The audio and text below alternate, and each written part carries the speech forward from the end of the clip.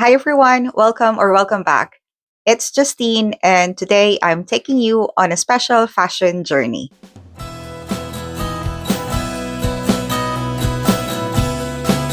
Last September, I visited the incredible exhibition Naomi in Fashion at the V&A. Yep, that's the exhibition celebrating Naomi's 4-decade career in fashion. There was so much to see at the exhibition. I've shortlisted 10 looks that stuck with me.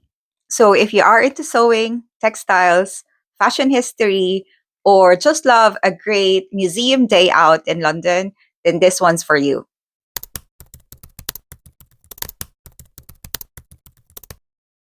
In no particular order, here are my favorites from the exhibition. Actually, if I had to pick my favorite, it would be this Valentino gown. This is an outfit that Naomi Campbell wore to the 2019 Met Gala, the theme of which was camp, notes on fashion. According to Campbell, the initial dress was not her at all, so the designer completely reconstructed the design the day before the gala.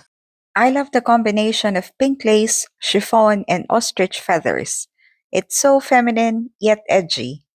It also reminds me of the ostrich feather handbags I used to sell on my Etsy store.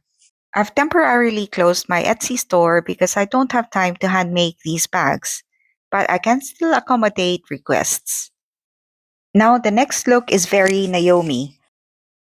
It's very sexy and it's also made by one of her favorite designers. This catsuit was designed by Azadine Alaya and is part of his Autumn Winter 1991 collection. It is made from velvet, lace, and rayon. Next on my list is another Alaya dress. This one was made in 1989, which Naomi wore again in the 2007 Vanity Fair Oscar party. I was amazed by the construction of this dress. I don't quite understand how the base fabric can hold the metal and glass beadwork. The next dress is another Alaya dress, but a rather simple one. I included it on the list because it supposedly helped launch her career when Alaya put her at the center of his runway presentation. She modeled the first of several ballet style outfits, perhaps inspired by her early dance training. Moving on from the Alaya dresses, I had to include this one on the list as it's the most fun outfit. This look is from Mugler's Drive Like a Buick collection. Made from colored plastic and acrylic, the corset resembles the hood of a car, complete with red headlights and a metal grille. Another fun dress at the exhibition is this Versace number featuring Andy Warhol's images of Marilyn Monroe. This is from the Spring Summer 1991 collection. Naomi said that it was always a big deal to be booked for Versace. Normally, after the show, Versace would host a dinner and the models would wear the runway outfit they had for the dinner. The next one on my list is relatively simple. It's a classic red beaded gown. I love this timeless silhouette and color. Sorry, I thought I'd written down who designed this, but I can't find it. Let's move on from the simple to the controversial. Maybe some of you, like me, still remember the 2007 paparazzi pictures of Naomi wearing this silver gown as she left the facility where she was doing her community service. I hope it's translating on the video how intricately beaded this gown is. I'm imagining it to be quite heavy too. Now, the last two items on my list are from the same designer, Vivienne Westwood. Many of us fashion lovers remember this iconic event. In 1993, Naomi unintentionally made fashion history when she fell on the runway while wearing Westwood's blue platforms, which were over 20 centimeters high. The media frenzy around the moment was so intense that Naomi recalls other designers asking her to fall during their shows soon afterwards, which she refused. It's incredible that she didn't break her neck on those platforms. I would have ended up on a stretcher on the way to the hospital the second I tried them on. The year after the tumble incident, Naomi wore this quintessentially Westwood gown. This ensemble is simultaneously traditional and defiant. This tartan dress showcases Westwood's mastery of fabric manipulation. No other designer comes to mind for me when I see this type of silhouette. So there you go. Those are my top 10 looks from the exhibition. I've been meaning to share this experience, but I've never got around to it. So I guess better late than never. Anyway, I went to this Naomi exhibition in September of 2024. This was held at the Victoria and Albert Museum in London. If you're traveling by underground, you don't even need to get off as there's direct access.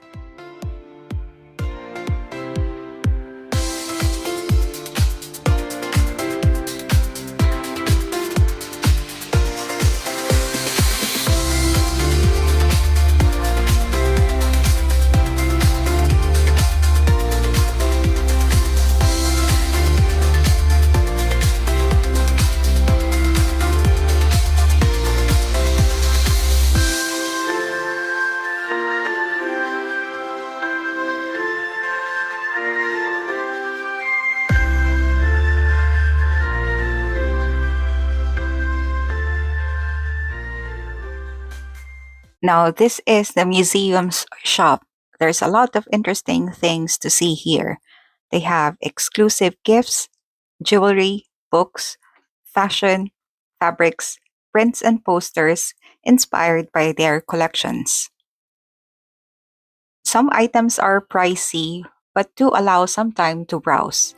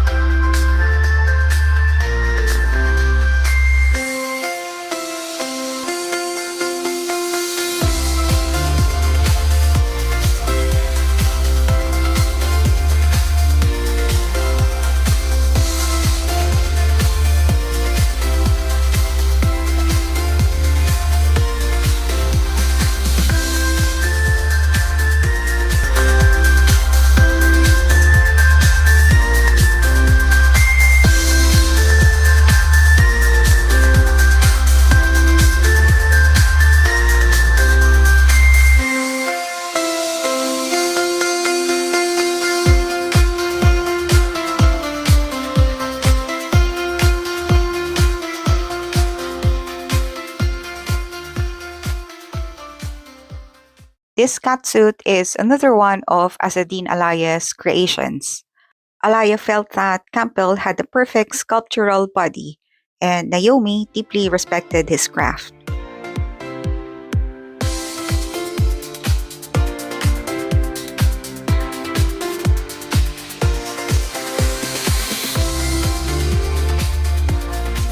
I like these clips of Naomi's early modeling days. She seemed really playful and she showcased her background in dance. In this Azzedine Alaya show, she was placed at the center of the runway presentations. She came out on point wearing a beautiful tutu dress.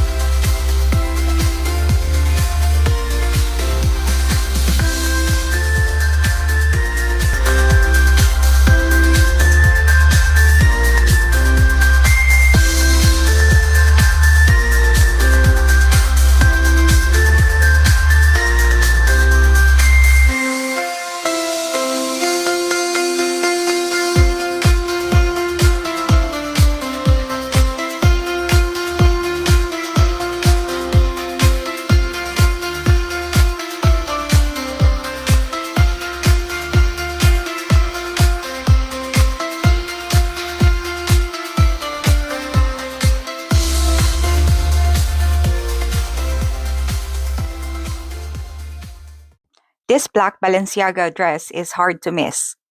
It was difficult to see the gown's details, but I can appreciate its sculptural look.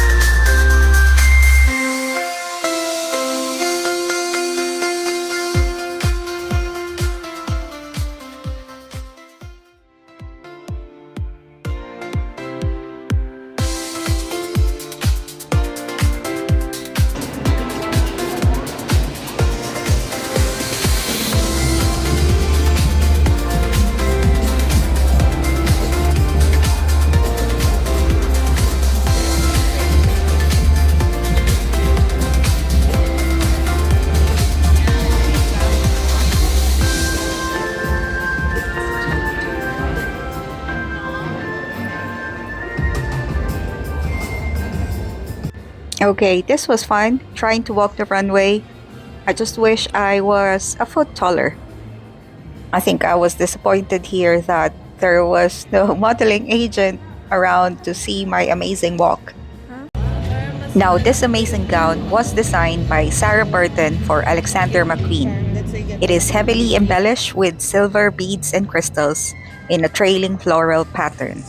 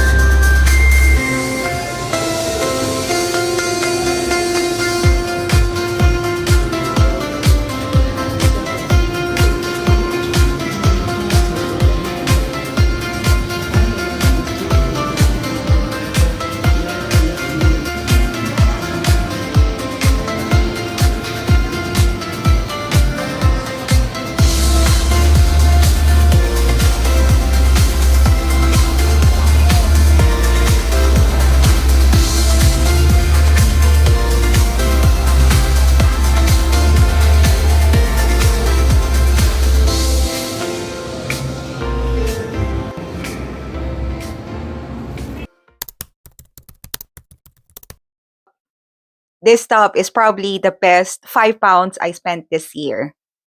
It probably won't be a surprise to many of you who has been watching me for a while that I love sales. So this one is from a remnant sale and I bought this for £5.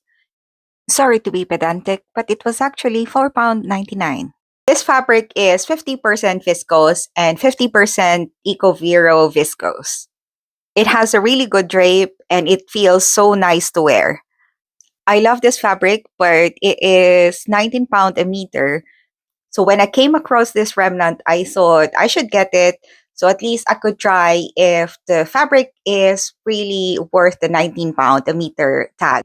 And of course, it is. I'm tempted to buy a meter or meter and a half to make a matching bias cut skirt. Last Saturday, when I couldn't sleep, I decided to sew something. I looked through my fabric stash and found this satin remnant, which I thought would be perfect for the Bella pattern. I only had half a meter of this fabric, but luckily it was just enough to make a version with short sleeves. Cutting out the pieces on the floor was a perfect late night exercise to tire me out and get me ready for bed. The following day, it took me a couple of hours to finish the sewing. I have a good selection of threads to choose from as I love pinks and reds. I was torn between matching the red roses or the pink background, and I thought it was important to consider this carefully as I want the top to look smart. I went with the thread that closely matched the color of the pink background. I also changed my needle to a microtex needle and sewing with this fine needle and this fabric was a dream. The fabric was soft but not slippery. I took my time with the zipper. I hand basted it first to ensure a neat insertion. I covered the inner seams with bias binding. I did not have enough fabric for the neckline facing, so I finished the neckline in the same way as the hem, using a narrow hem stitch. I'm very pleased with how it turned out. The fabric has just the right amount of drape to suit the Bella pattern. I haven't worn this out yet, but with Christmas around the corner, I'm sure I'll get a chance to show this off. I think it's fair to say that it was the best £5 I spent this year. I hope you enjoyed this sewing talk and the museum visit. Do take care, and I hope to see you next time. In the meantime, happy sewing. Bye!